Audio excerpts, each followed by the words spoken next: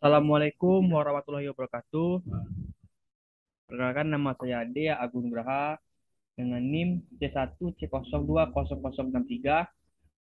Pada kesempatan kali ini saya akan menjelaskan mengenai materi metode pengumpulan data. Di sini ada beberapa pokok pembahasan. Pertama ada definisi metode pengumpulan data, kemudian kedua sumber pengumpulan data, dan terakhir itu jenis pengumpulan data. Pertama kita masuk ke definisi metode pengumpulan data. Metode pengumpulan data merupakan langkah yang paling utama dalam proses penelitian, karena tujuan utama dari penelitian adalah mendapatkan data. Metode mengumpulkan data adalah teknik atau cara-cara yang digunakan oleh peneliti untuk mengumpulkan data. Kemudian, teknik dalam menunjuk suatu kata yang abstrak dan tidak diwujudkan dalam benda, tetapi hanya dapat dilihat penggunaannya melalui pertama angket, wawancara, pengamatan, ujian atau tes, dokumentasi, dan lain-lain. Peneliti dapat menggunakan salah satu atau gabungan teknik tergantung dari masalah yang dihadapi atau yang diteliti.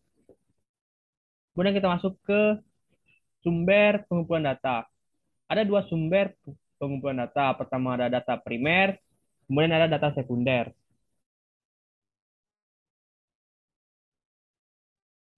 Data primer yaitu data yang diperoleh peneliti secara langsung atau di tangan pertama. Sedangkan data sekunder yaitu data yang diperoleh dari responden melalui kuesioner, kelompok fokus, dan panel, atau juga data hasil wawancara peneliti dengan narasumber. Contohnya misalkan data sekunder yaitu catatan atau dokumentasi perusahaan berupa absensi, gaji, laporan keuangan publikasi perusahaan, laporan pemerintah, dan masih banyak lagi. Dan kita masuk ke jenis pengumpulan data. Ada 5 jenis pengumpulan data. Pertama ada observasi. Observasi yaitu dasar semua ilmu pengetahuan. Para ilmuwan hanya dapat bekerja berdasarkan data, yaitu fakta mengenai dunia kenyataan yang diperoleh melalui observasi. Data itu dikumpulkan dan sering dengan bantuan berbagai alat yang sangat canggih, sehingga benda-benda yang sangat kecil maupun yang sangat jauh dapat diobservasi dengan jelas. Ada beberapa macam observasi. Pertama, observasi partisipatif, yaitu peneliti terlibat dengan kegiatan sehari-hari yang sedang diamati atau digunakan sebagai sumber data penelitian. Kedua, observasi terus terang atau tersamar, yaitu peneliti dalam melakukan pengumpulan data menyatakan terus terang kepada sumber data bahwa ia sedang melakukan penelitian. Dan terakhir itu observasi tak berstruktur, yaitu penelitian kualitatif dilakukan dengan tidak berstruktur karena fokus penelitian belum jelas. Kemudian kedua yaitu wawancara. Wawancara adalah pertemuan dua orang untuk bertukar informasi dan ide melalui tanya jawab sehingga dapat dikonstruksikan makna dalam suatu topik tertentu.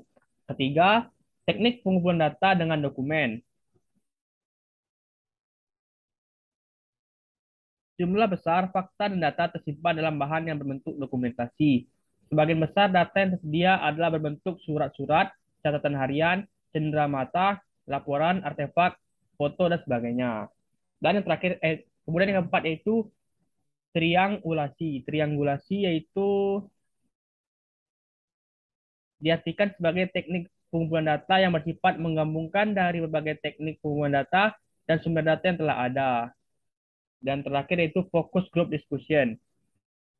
Metode terakhir untuk pengumpulkan data ialah lewat diskusi terpusat, yaitu upaya menemukan makna sebuah isu oleh sekelompok orang lewat diskusi untuk menghindari dari pemaknaan yang salah oleh seorang peneliti. Baik, itu saja yang dapat saya sampaikan. Saya akhiri. Wassalamualaikum warahmatullahi wabarakatuh.